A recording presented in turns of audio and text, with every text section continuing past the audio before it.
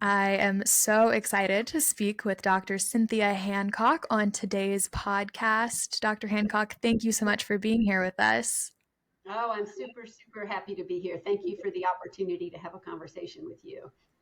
That's awesome. To get us started, do you mind telling us, explaining a bit, what does a gerontologist do? I love this question. When students come to us and say, "What is Garen?" and they can't say what gerontology. My favorite conversation around this question is a gerontologist can do anything. The sky is the limit when it comes to gerontology. Gerontologists are really interested in how we age in communities, how we age within families, how we age in the work environment. And they're very interested in the policies that frame all of those experiences. So gerontology is much more than, say, kind of the narrow field of geriatrics, which is very clinical and focused on kind of health and well-being in a physical and mental sense. But it really is a broad perspective of what's going on in communities. Are we engaging older adults in those experiences in a positive way? Um, a lot of people think gerontology is just kind of frailty in nursing homes, and it really can apply to any career. One of the things I wanted to share is that Dr. Tina Newsham and Dr. Newsham is my counterpart at UNC Wilmington. We do a lot of work together. She's wonderful. Um, there was an existing website called Exploring Careers in Aging, and this is not a moneymaker for us, so just putting that out there first. It is a labor of love where we have actually revamped an existing website, and we talk about all of the ways that gerontology should be infused into different careers. We actually have 29 career paths on our website. And if you'll indulge me a minute, I want to tell you some of those career paths because this kind of answers the question, what do gerontologists do? Which is gerontologists can do anything. So here we go. Here's some of the career paths we have on there. And then I have a couple of examples to kind of talk a little bit more about it. But we have narratives about how all of the following fit into gerontology: administration, advocacy, agriculture, animal care services, apparel manufacturing, architecture, salon services, construction management, education, financial and legal services, fitness and wellness, healthcare, housing and home modification, human resources, insurance, leisure and recreation, manufacturing, marketing, museums, broadcasting, performing arts, postal service, product development, real estate, research, security, spirituality and religion, travel and transportation, and waste management. And on our website, Wow. on our website, which is exploringcareersinaging.com, we have narratives that explain, well, how does this intersect with gerontology? And so can I give you a couple of examples? Yeah, I mean, it sounds like gerontology is a very diverse, multi-disciplined field. I can see it tying into a lot of different career paths, and so I guess kind of to prompt your next response, what are some of the benefits that you envision stemming from including gerontology-based education models into other fields of study, like the 20 something you just listed? So if you think about it, older adults are everywhere, right? The older adults are in every sector of our life. They go to the banks, they go shopping, they go to the post office, they walk down the streets of our neighborhoods, they go to church with us, they're part of our families. And so I really believe that everybody can benefit from a little bit of gerontology education. But when we look at these career fields, particularly, it's important to think about, could this work be enhanced if someone on the team knew about the aging experience, right? That's what we want to think about. So for example, museums might not be something you would think would relate to gerontology, but the narrative we wrote on our website, it was engaging in creative and educational cultural experiences has a positive impact on the physical and mental health of people of all ages. Older adults contribute to museums through volunteering, philanthropy, gifting artifacts, and telling their stories. Professionals who appreciate these many connections between museums and aging and know how to communicate well with people of all ages are prepared to create age inclusive experiences that positively impact people of all generations. So that's, museums. Whoa, what's that got to do with gerontology? Well, look at that. Look at the connections that we can create when we think about how someone with gerontological understanding can benefit that career field. Joanne Grabinski wrote a book, 101 Careers in Gerontology, and she does much of the same, where she lays out how gerontology really relates to anything that we're trying to do, journalism. If we're writing a story about older adults or the older adult experience, do we have the knowledge? Do we have the language to be able to do that in a positive way? So Yeah. really, I believe any field can benefit from having a gerontologist in its midst. Yeah, it sounds like it. I believe I would struggle to find a field that would not benefit from having a gerontological based approach in it, or at least someone who is trained to study how to best bring older adults into the space and to help just, everyone get the most out of it. So I think this will be increasingly important as we see an aging society. And so studies like this are just going to become more and more important to start including in diverse educations, whether that be at the undergraduate level or continuing education. I'm interested a little bit more in your personal experience with gerontology. How did you first come into this field, and what's something that you love about it? So, like most people, my pathway to gerontology was very winding.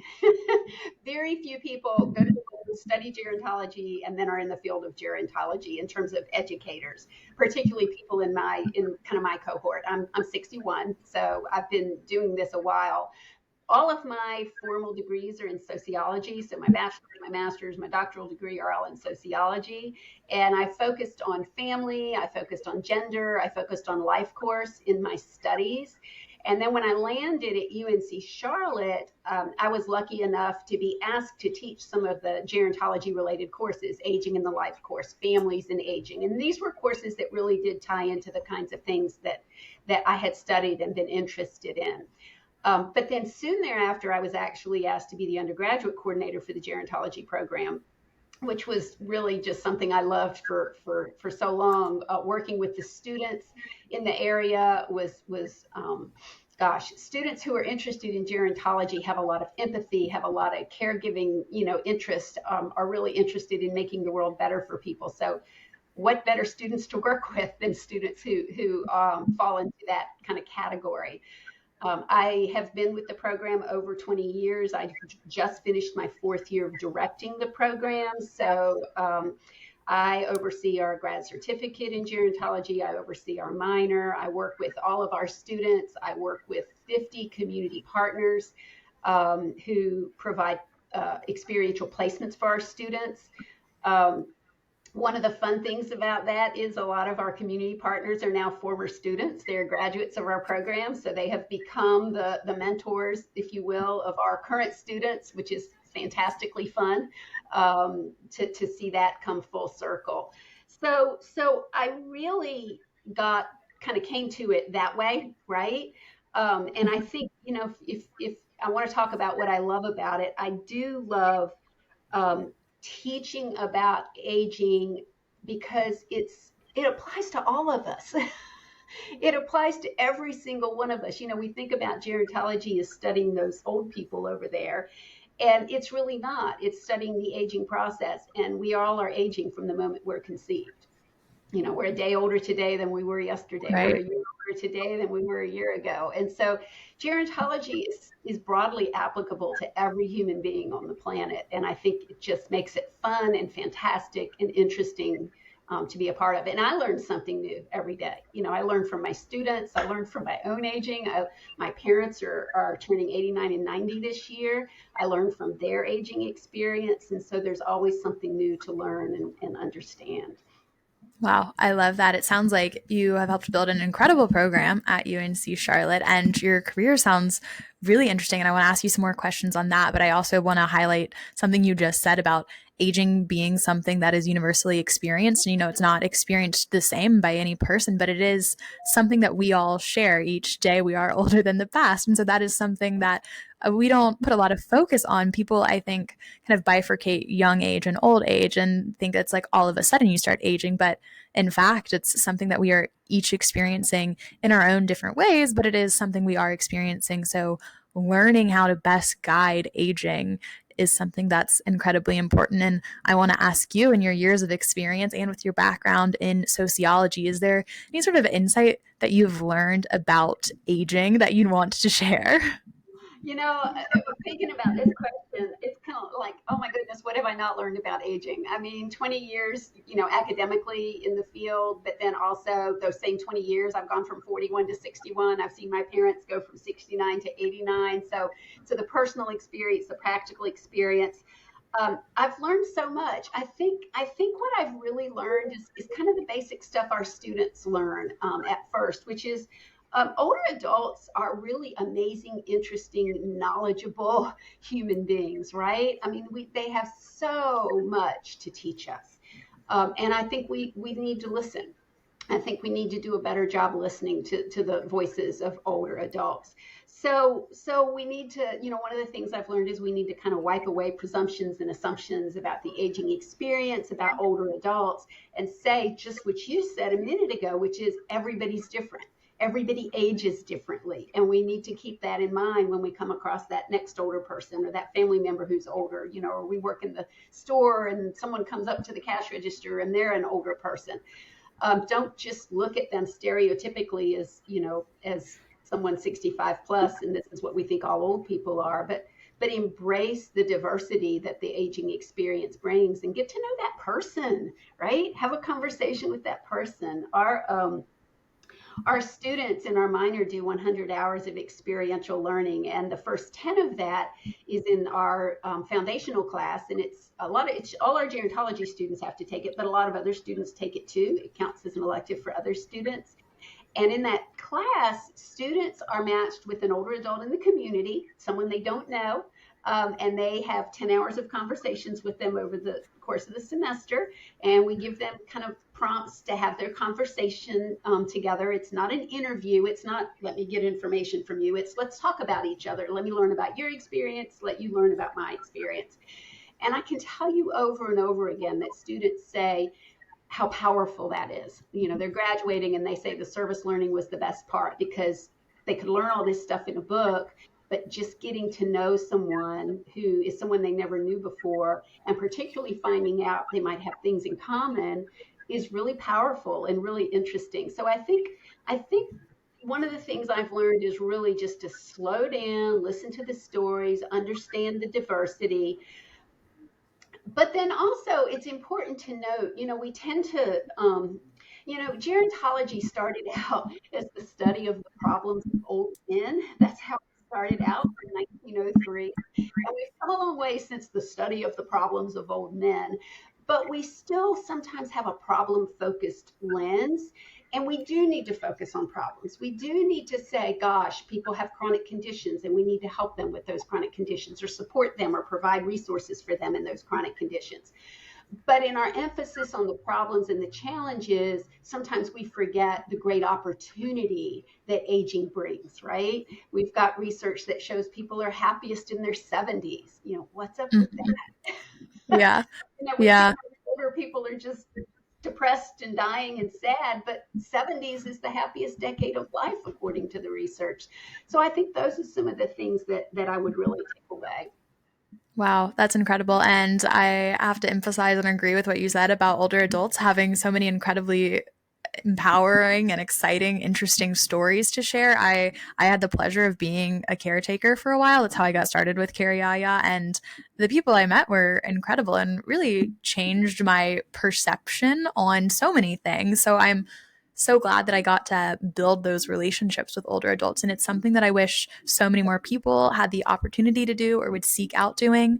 So you've shared a lot about kind of the benefits of building these personal relationships with older adults. And I want to shift us slightly to a more societal level.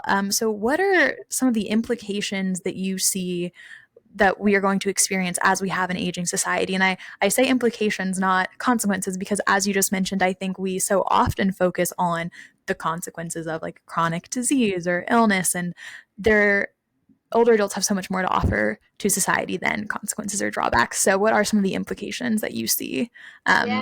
as we have an aging society? And I like your choice of the word implication rather than challenges, because as you said, so many people are focused on challenges. And as I think about this question, I kind of think about the word opportunity, right? And so there are challenges. There are going to be challenges. We have more people aging into chronic conditions, and we know that. We've talked about that for a very long time. But there's opportunity too.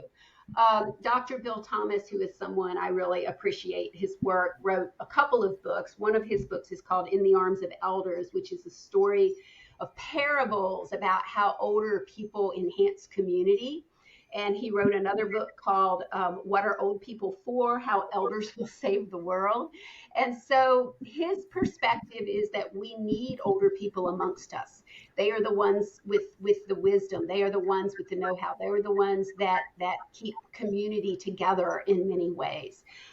So I think just in general, we need the knowledge base that older people have, not just knowledge about I know how to do this or I know how to do that, but cultural knowledge of why families are important and why sitting around the table to get together for dinner is important and things like that, because social connection, one of the things I teach in my classes is that there's a lot that we think is going to enhance our later years, enough money, enough health, enough ability to travel, but over and over again the research shows that it's the social connections that make our later years the best years they can be. And I think older people sometimes have a greater sense of that than young people might. Not pitting older people against younger people, but I think that's one of the things that intergenerational connection can bring to our communities. There's a lot of research out there that shows how children benefit from connection to older adults and how older adults benefit from connection to younger adults.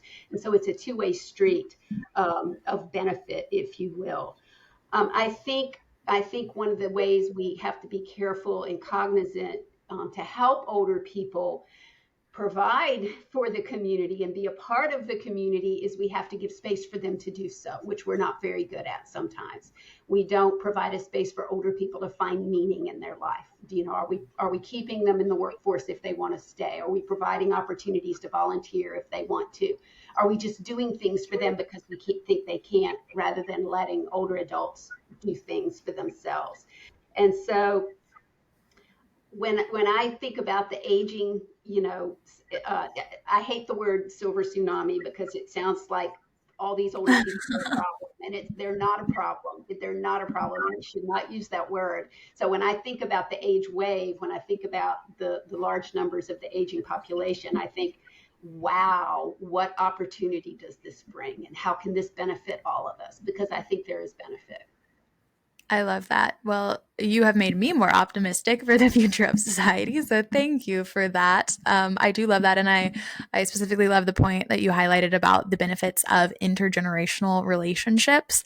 I think we all have so much to gain on both sides of that. And that's, you know, partially what Carrie does, the college students with older adults. And, that's what I loved. So that's so important to build those relationships. And I want to ask you now, where are there in the field of gerontology, where are there spaces where you feel that novel solutions are needed? So, first off, we need gerontologists in every sector of society. I've already said that. We need gerontologists at the banks and, wherever. We need gerontologists everywhere. I think that's a novel solution. I think people don't think about gerontologists being in these other non-traditional sectors of society. I think another thing, so I want to talk maybe about technology for a minute. There's a lot of emphasis on technology and aging, and people doing a lot of research and developing a lot of things that they think are going to help people age well. And I think what we need to do is carefully think about technology and how technology can enhance well-being and enhance social connection, not replace social connection, right? So if we're working on a robot that's going to bring a pill to an older adult in a nursing home, that's only great if the caregiving staff is freed up to sit down and have a conversation with that person. It's not great if no one shows up to spend time with that person, right? And so I think we have to think carefully and deeply about how we maintain social connection in the new approaches to helping and supporting and being with and bringing older adults into our community. Does that answer the question? Yeah, it does. And I like your point. I mean, as we have exited sort of this pandemic time, the need for socialization has become increasingly apparent.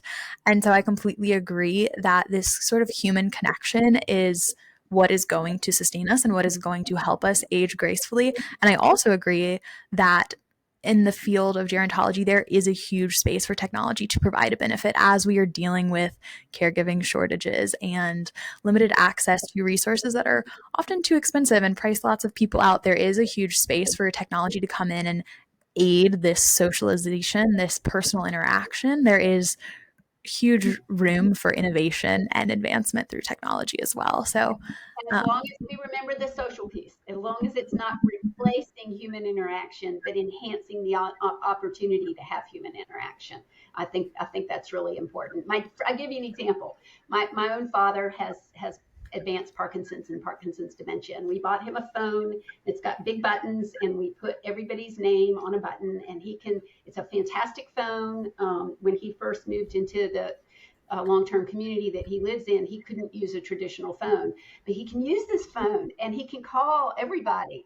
And so that piece of technology has enhanced his social connection. That's where I think technology can play a really positive role.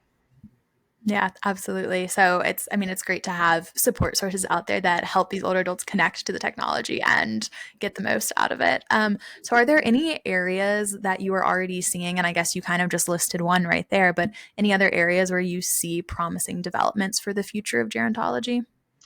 Well, I think so. Let me talk about ageism a little bit. Ageism is one of the areas that I'm pretty passionate about, and I think we're having more conversations about it, which I'm really happy to hear. I mean, the World Health Organization now has an initiative around ageism, right? The voices of scholars who write about ageism are being amplified. um, Ageism, I don't, other isms still exist. Still have sexism, we still have racism, we still have all of the challenges that come with those things, but we don't have birthday cards in Hallmark celebrating things in ways that are racist so much or sexist so much, but we got a whole rat of cards that are ageist when they talk about all of the terrible things that come when you turn 40 and 50 and 60. And so think um, I think the voices are starting to be heard, at least in my circles, I hope beyond, in terms of how damaging ageism is and how we can just make positive changes for people if we can recognize that aging isn't necessarily so bad. People all age very differently. We shouldn't be scared of it because when we internalize ageism, Becca Levy's done a lot of work on this. When we internalize ageism, at a young age and go into our later years with those internalized negative stereotypes and attitudes, we actually shorten our own life expectancy by 7.5 years. I mean, that's a public health crisis. Wow. That's a problem. Mhm. Her research is solid, and she's done this research for years. So again, I think ageism is something that will affect once we have that conversation and really talk about it more broadly. I think it will kind of have an implication for a lot of other areas related to aging that are challenges.